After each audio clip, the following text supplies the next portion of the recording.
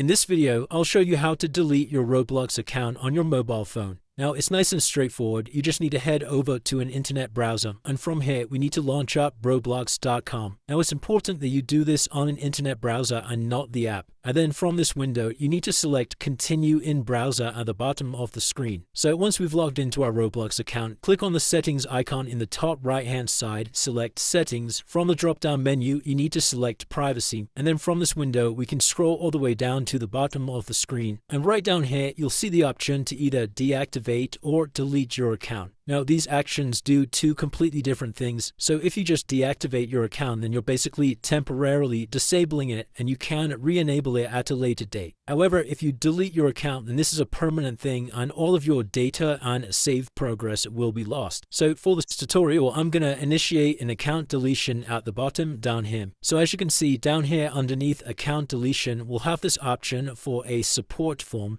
Now you need to click this like so. And then from here, you'll need to fill out the information in order to delete your account. Make sure to enter your email address, the one that's associated with your account. For the issue details, just select either phone or laptop. And then for the help category, if you scroll down here, you'll see I want to delete my account, select that. Then also from this drop down, select I want to delete my account. And then in the description, just write, please delete my account and data.